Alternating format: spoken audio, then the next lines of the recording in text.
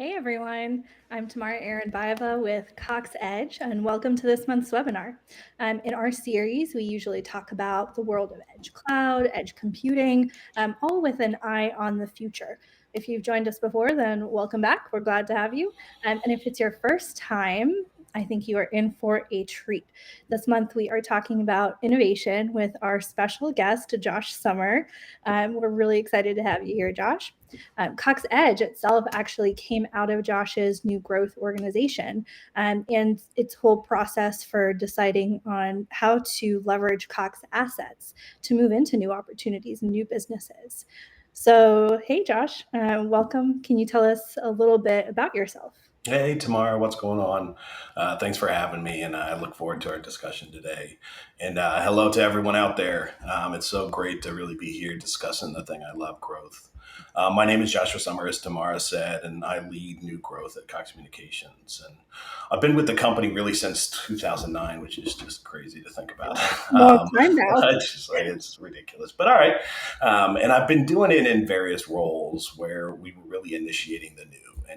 And whether it be new products or new businesses, I tend to be kind of at that starter side of things. In my career, and I was just thinking about this the other day, is like I've launched over 200 consumer and business Wow. products in my time, which is just again similar to the years I've been at Cox. It's scary what I've done, and then my ethos is that really I'm a deeply passionate entrepreneur that believes in disrupting the status quo and making advancements in humanity with invention. And so you can probably tell from my lack of accent that I'm not from Atlanta. I grew up in California, specifically the Bay Area, and started my career in San Diego. But it wasn't until Cox moved my wife here in 2000, my wife and I here in 2009, that I found myself in the South. And so now I've got these three amazing children and loving wife, and they are the reason I do what I do. But really, my passion comes from just being able to make the smallest impact on building a better future. And that's where I feel fulfilled. And so looking forward to our discussion today, talking about the thing I love the most. Amazing. Well, I love that so much, and we're excited for this. So let's go ahead and jump into our first question. I know we've said new growth a couple of times here, but can you tell the audience what is new growth and what are you currently working on? Yeah, so New Growth seeks to really identify and invest in growth and diversification for the company. And this is important as when companies are really being disrupted, having a balanced portfolio and spaces adjacent to those core offerings that you've built your business upon allow you to adjust investment into areas where growth is showing more promise, right? And so basically it's creating that resiliency for your business by having optionality within the portfolio when times change. We Yeah. do this by taking our company's different hypotheses of growth and identifying areas where de-risking is required in order to build conviction. And think of de-risking as just the idea of testing, right? And so these areas that present themselves as a space where our right to play isn't clear, the environment may be complex, or the market really hasn't materialized quite yet. We make certain bets and validate technology and business models in order to prove out that space. And so, what we have to do is we embrace new technology, really on the emerging side, to give our customers the variety and quality of services they demand by innovating really at that intersection of customer need and emerging technology. So that's a little bit of what new growth is, and obviously I'll go into a lot more detail. Yeah.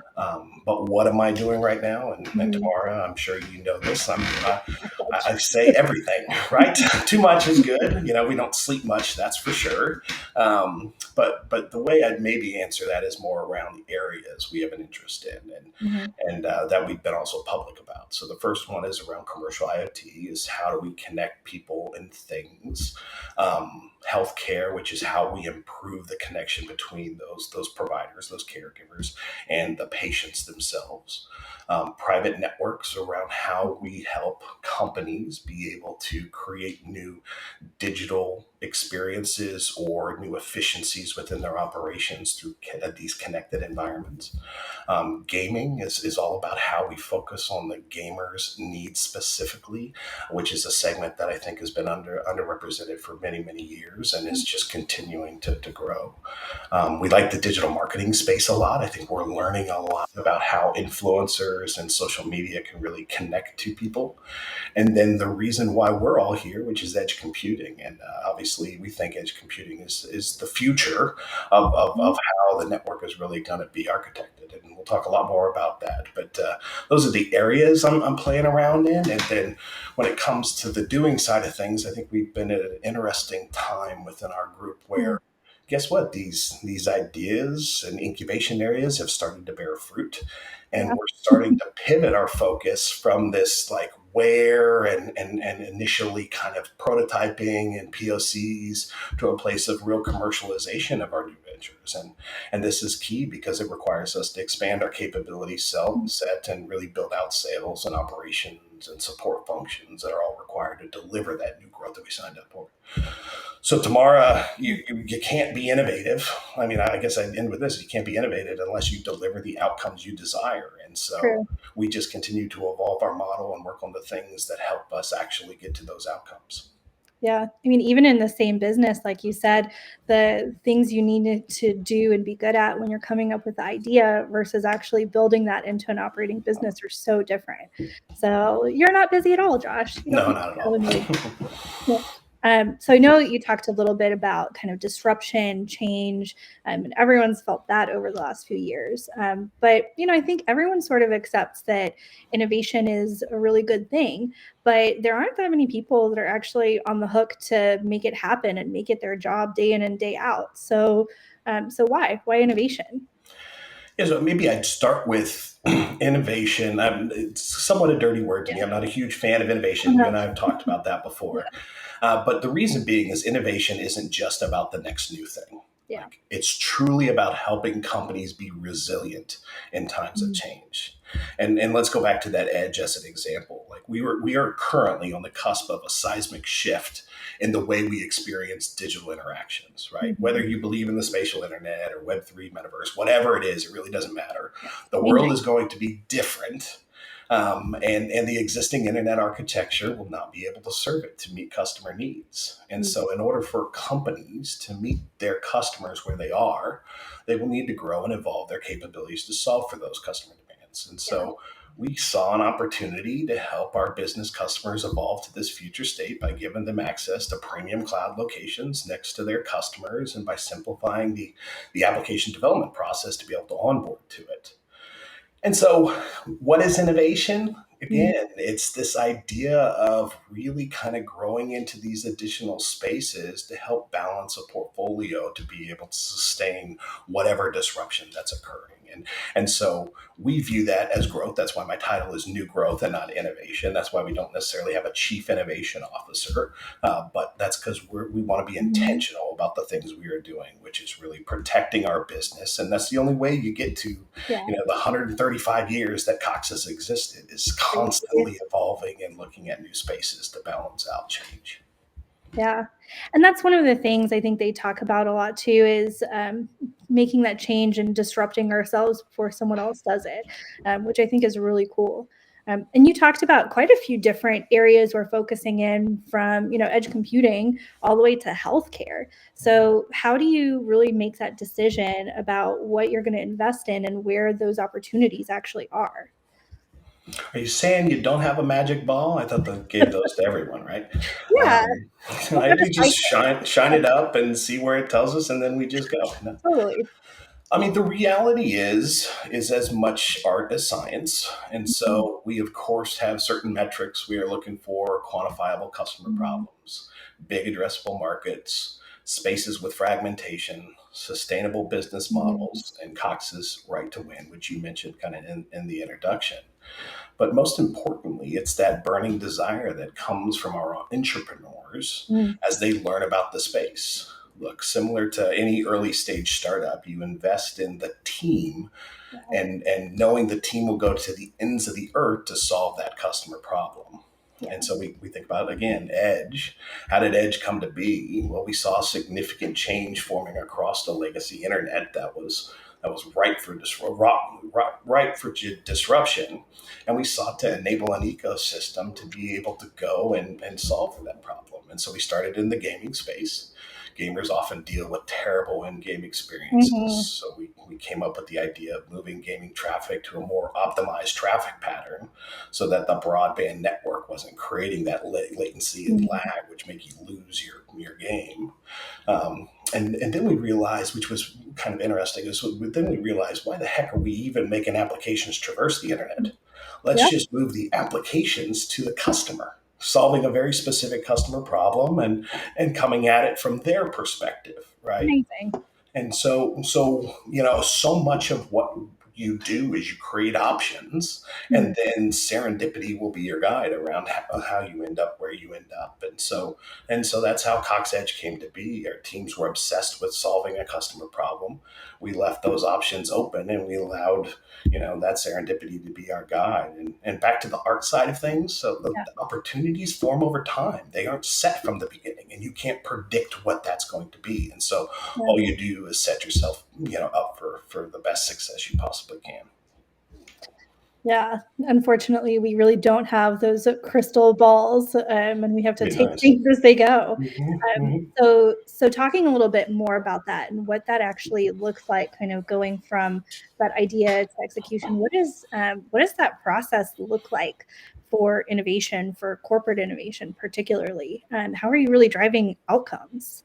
Yeah, so it really starts with Cox genuinely believing that we can make an impact, right? We Yeah, are going to build a better future, and this company is going to empower us to do so. yeah. And so then as I mentioned kind of in that last question, it's about being comfortable with ambiguity as growth takes Mhm. time to form. And so based on that deep rooted belief, we are willing to make long-term strategic bets in order to give things the time they need to grow. And so the process can look chaotic and erratic. And Tamara, you know this as much as anybody, right? Uh, Not. unless you're the one living in it. And so for us, it's about creating a hypothesis, rapidly testing each permutation of that hypothesis in order to remove uncertainties and build conviction in the assumptions. And now, like, I want to demystify the fact that Mhm. there's no way you get to absolute clarity, right? And Yeah. so you build as much conviction as you possibly can, and along the way you act, and you act based on those hunches that you get. And so again, back to the art and science, it's a blend of really both.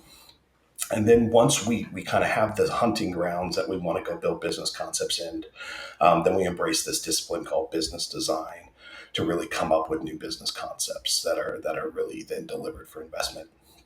And for the audience, if you're not familiar with business design, it's really this combination of business strategy and design thinking. It came out of IDEO back in the beginning, but I think the best places to look now are really with Stanford. Stanford has a program in Mhm. it. I think they actually have a degree in it now.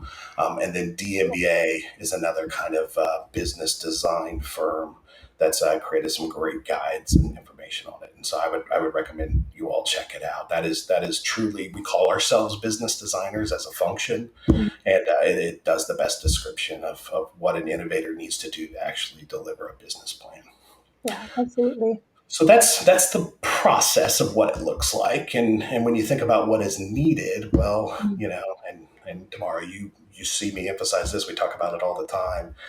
It's about culture, right? Yeah. A culture is needed that supports strategic thinking, encourages perseverance, and really rewards effective execution. And so Mhm. finding the right talent that are willing to take risk, has incredible EQ, not IQ, but EQ, Mhm. and a rage to master is really what we find as the key thing that's gonna help you be innovative from a corporate perspective.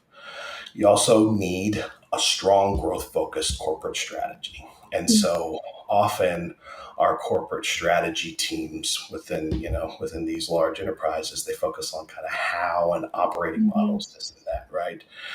But setting a clear vision and a growth strategy to get there gives innovation teams the ability to tie their intention to that and then align the entire organization really around what you're trying to achieve. And so I can't I can't overemphasize how important having a growth minded strategy in place in order to be able to align your senior team to what that focus is, right? Yeah. So corporate innovation is a fun place to be a part of, but support must come from the top down within these internal organizations, and that strategy is the key piece of it. And so if culture or strategy are in place, Mhm. then the last piece, Tamara, is really the capabilities, right? And so Yeah. at the end of the day, if you don't bring the widest array of functional expertise together to achieve a goal, then it becomes very difficult to execute. And so the reality is you Yeah. still got to build, you got to sell, and you got to support these things that you put out there. And so you got to get these things right, and then you'll have little issue really getting to the outcomes we talked about that are so important for innovation. Yeah, absolutely. And you make a great point. I'm a huge proponent of human-centered design. I think a lot of places talk about it. It's this cool, shiny new toy. A lot of places talk about it as a process as well. But I think it's more about what you were talking about, right? It's a set of habits, mindsets, ways of thinking about things, and then you just need a leader and a team that's going to empower you and encourage you to be able to do those things, because it's oftentimes not just, okay, do A, B, C, and D, and then here are all the templates and documents that'll get you there. It's kind of the learning and figuring it out as you go. So, That's uh, right. yeah, I think it's really cool that on this team, you're actually living it and experiencing it, and using those tools and mindsets in real life. But maybe I'm biased there.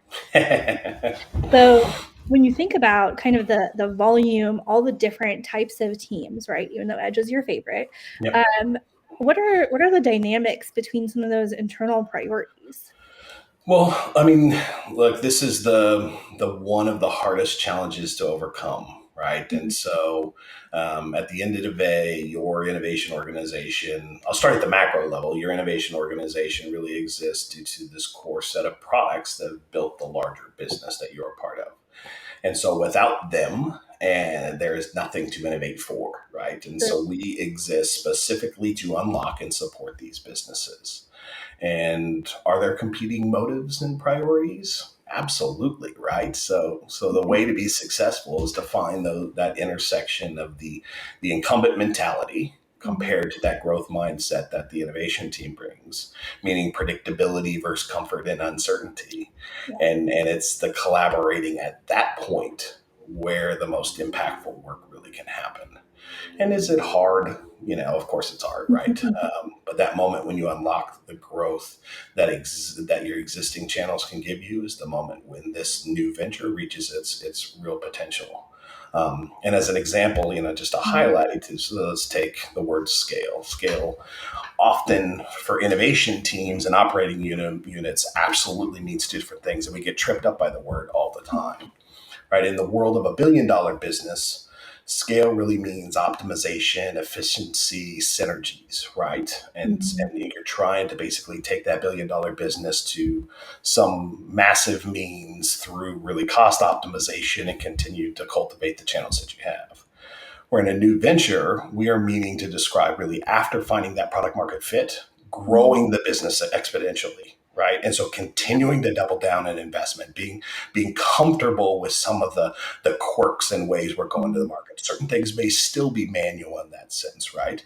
And it's Mhm. about kind of growing it exponentially to be able to realize its value first before optimizing and creating efficiencies. And so I'll be honest, I just don't Mhm. use the word at all anymore. I just don't like it.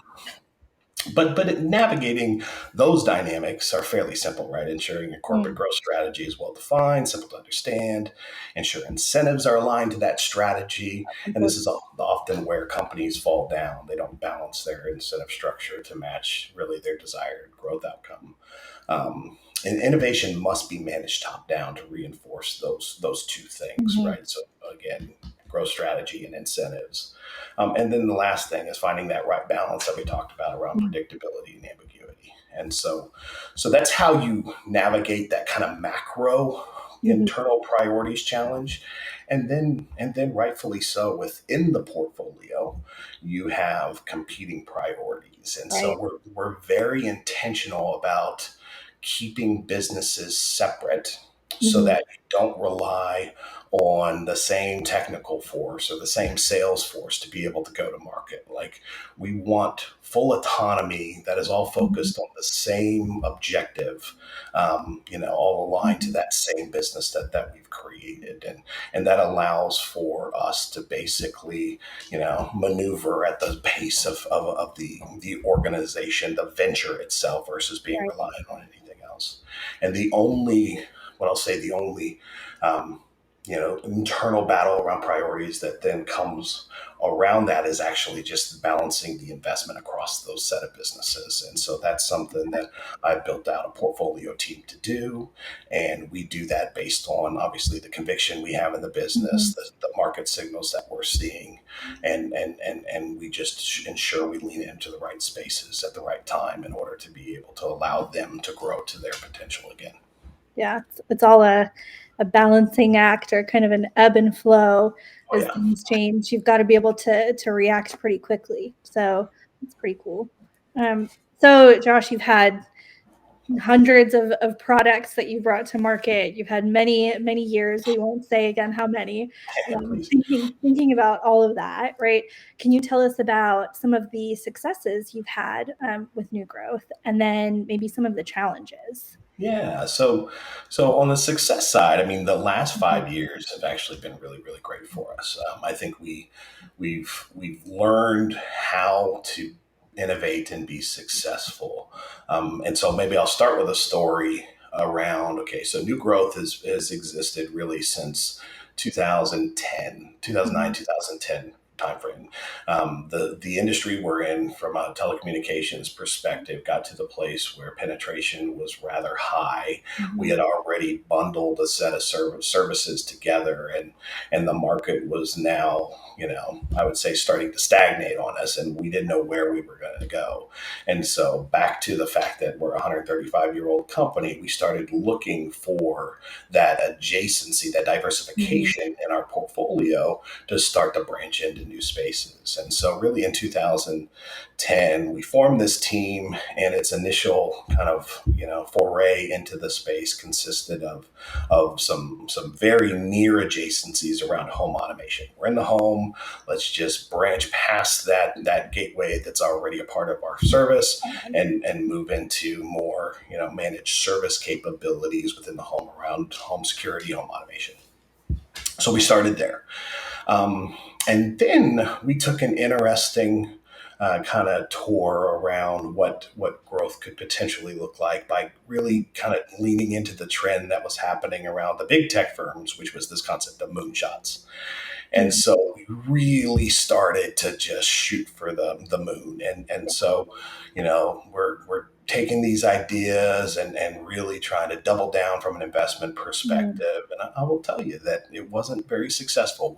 We strayed from our strength, which is Mhm. the business that we are operating in. And so, how could you get a little bit closer? And so, really, in 2000, let's call it 2017, we said, okay, let's reset things. We got a little too far off. And so, we reset things. And really, in the last 5 years, we've been intentional about serving the wider company and Mhm. doing it with a place of strength from Cox capabilities. Mhm. And we've had some great success. We've activated 4 ventures and received seed funding for those, which are currently in growth mode, Cox Edge being one of those. Mhm. And this real what this means is this really just been successfully navigated through incubation, and it has garnered a lot of conviction from an investment perspective and is starting to generate revenue. So, mission complete, 4 new ventures, and now we're trying to just grow, grow, grow, grow, grow. Mhm. We also established a brand new tool in our arsenal around investing. And so, directly or as an LP, and this gives us a different approach to de risking above the traditional organic development approach that we've been taking. And so now we get a much broader set of things that we get access to. And then depending on, where markets form and where traction begins to come, we can act on it appropriately. In the investing side of things, we can start to acquire businesses. On the organic side of things, we double down on the investments that we've made, right? And then we talked a lot about this earlier, but I also view from the perspective of talent as a great success as well. And so the talent and culture we have developed, I believe, is unmatched. And look, I'm biased. I love this place, but the functional skills and general management capabilities that the team has picked up as a part of this process are truly unique in most people's careers. I know I've never done what I get to do ever before, and I don't know of too many people that have a job similar to me. I get to say I R&D, business building, investments, and corporate development for M&A. Like, how cool is that, right? Yeah. And so it's just the fact that I get to do those things and think about how that's accelerated my career to whatever the next thing is. And so it sets us all up, Tamara, you included, as the next generation of leaders at Cox, which is awesome. But I do want to highlight this challenge. It's a really important part of your question, right? So I mentioned the kind of ebbs and flows of what innovation groups have done, and Cox was a part of that. You stayed close, you innovated at the core, you went for moonshots because Google and everybody was doing that. And then we came back and now are playing from a position of strength. But really, one of the biggest challenges I have actually stems from the inverse of our process. And so, as I mentioned, we protect this process of having entrepreneurs live in ambiguity to find inspiration to attack a problem, right?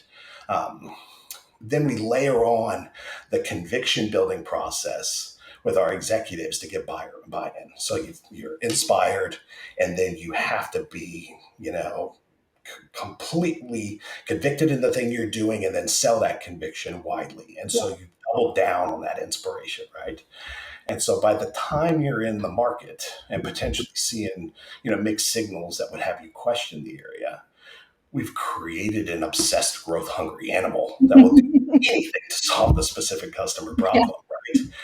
And so it becomes really hard to tame it, and pull it out of the opportunity and unleash it on the next thing. That's And true. so, and I mean, I just want to clarify because I know often people are like, well, that's where entrepreneurs, they pivot and they're flexible. Like, I'm not talking about pivoting here. Like, our teams are back to the optionality. They create options, they let the market forms, and they go with it. This is about when you just need to stop doing something and move on to the next thing. And our process, because we try to create that risk and the risk associated to doing this customer problem, like, it's just so obsessed with what they're trying to achieve, like an entrepreneur has, like, it's hard to come back from that. And so this last year, Tamara, you lived this with me, right? This last year, we took a hard look at the portfolio and we canceled and deferred a few things for 2023, and it was difficult. But you know what? We celebrated what we learned. We celebrated the fact we were able to cancel something. We celebrated the fact we still have a very robust portfolio of activity that we can rely on, which now, because we've gone and canceled or deferred things, we got more capacity to be able to put into the businesses that we're really excited about. And if we didn't do that trimming, then I promise you, we would have started running into funding challenges, right, from these ventures. Like, they are all nearing product market fit, that we want to take the billion-dollar businesses and we want to create, like, the best opportunity for them. And if we just constantly trickle them dollars, then the businesses will never be able to reach their full potential. So that's true. It's interesting learnings. Yeah, I do think the strength, though, is, like you said, sometimes we celebrate some of these things that others might consider to be, a failure, right? For us, it's really about everything that we can kind of learn and glean and adjust and apply to the next thing. Yeah. So I think that's also a pretty unique view. Like, where else would you have a celebration because you stopped doing something? Yeah. A little wild. And then you've talked a few times about kind of overall team and culture. And I think this might be our last question. But for folks that are really excited about everything that we just talked about, they're interested in corporate innovation, what do you think are some of those characteristics, backgrounds, skills? What are the things you really look for in new team members? So, I mean, you got to be weird or at least a whole lot crazy, right? What? Me? Yeah, No. exactly. Yes, we are. We are, Tamara. We are. I mean, which is just basically risk takers are high on the list, Mhm. right? So you need an entrepreneur that gets a lead on the hook and will do anything to pull it in, right? They're willing to run through walls and really make whatever happen. The other one is a steward of innovation. So a lot of the things I'm saying is something you deeply got to believe in, and that belief is indeed that we can build ourselves. We can make even the smallest impact to build a better tomorrow, and we are always striving and reaching for that, right? Um, Another would be adaptability to change, right? Mhm. And so a willingness to kind of flex and move with markets and with teams and new dynamics from it, a leader perspective. And Right. so just really, really strong adaptability. We talked about IQ, but it's really the combination of high EQ and IQ and really understanding kind of that emotional side of being able to connect with customers and their perspective and Mhm. easily find it. Perseverance, right? Innovators have relentless belief that they can be, and the team always tries to find a way Mhm. to yes versus, or unless that customer is obviously telling them no. But I guess the one thing else, so obviously I've got a whole list of behaviors and things like Mhm. that, but like what you shouldn't hear in what I'm saying is some pedigree. Right. I'm a liberal arts degree with a mid-tier college at best. I got no MBA, no banking experience, and honestly, I don't have any top-tier tech firms in my background, Mhm. right? But what I do believe and I'm obsessed with is growth, right? Growth around feeding my curiosity, growth around developing talent, growth around helping the business that took a Mhm. chance on me achieve what it wants to evolve into, and then growth around advancing humanity. And so it's really Yeah. about doing and being better. And if I see that from talent as I Mhm. interact with them, and it doesn't have to be as a part of the process, like I start to Good. collect those individuals and I want to find Mhm. ways to bring them into the group. And so it's about that more so than it's about the pedigree and the experience. Yeah. So it's not just, making bets on the opportunities, it's also making bets on the people and that really great talent that you see. And we do have a lot of different types of backgrounds and experiences, and a lot of people doing things for the first time, Yeah. and I think doing a great job of it. So that's really cool. I know we had a few questions come in advance with FAQs, Mhm. but we're running a little bit low on time. We want to be respectful, so I'll just close out with one last question, and then maybe what we can do is recap in the follow-up blog that folks will receive after this. So you can get any additional answers if you're typing in questions in Q&A now. We'll try to get to those as well. Okay, so last question, bringing it back to the Edge team here. Mhm. When you think about Edge specifically, right, what are some of those things that you think are going to push us forward in 2023? I love this question. Yeah. And I guess I'd go back to where we began. I think it was the first or second question we were talking about, but we're at the beginning of a new era of the web, Yeah. right? Customers demand real time, private, secure Mm. digital experiences which cannot be delivered based on the network architecture today. Mm. And if you ever had any doubt, listen to me when I say this one thing: Mm. Edge is absolutely the future. Mhm. And I might challenge the question a little bit, though. I honestly think that 2023 is an important year for enterprises and developers to learn and experiment with Mm. Edge. And Okay. so a distributed architecture will be very new and has some Mhm. complexity associated deploying it and managing to it, right? And you're feeling this probably right now, tomorrow. Like people like are intrigued, but they need to do their own investigation, their own journey Sure. to understand how it can be used and what are the use cases, then they can start to deliver. So I don't think Edge will be pushed forward in 2023. I Mhm. believe that actually is what will occur. That is what has occurred up to this point, is we've all been pushing this concept forward. Mhm. I think we actually will begin to see customers pull on it to meet their unique needs, right? And which will help us all evolve what this is. And that's 100% why we within Cox Edge continue to push for what is right for the developer, right? We are Yep. focusing on how to ease onboarding of applications and containers. Mhm. We're staying aligned to cloud native standards to avoid cloud lock-in. We're investing in orchestration across the distributed environments because Lord knows how complex that's going to be. Yeah. And then the customer success to ensure ROI, right? And so the services for distributed cloud are not anything unique. Like cloud is cloud services, right? But the infrastructure edge data centers, which a wireline communication provider has, and then that developer ease of use is what is unique about Cox Edge. And so for the developers on the call, and I see the link up here as well, we are here to support you on your journey to the edge. It's about you this year. And check out our website to learn more about our onboarding to allow you to begin to experiment. And so check out www.cox.com, coxedge.com, or the link on the screen. Amazing. Thank you so much, Josh. This has been one of the best conversations on innovation I've had. So we really appreciate you coming out and chatting with us. And as Josh mentioned, if you're interested in exploring the edge, please feel free to scan the QR code. We do have some great free credits that we're offering, or if you're a startup, we love working with you guys, learning about you. So feel free to reach out. All right, everyone, until next time, thank you again, Josh, for joining us. Thank you, guys.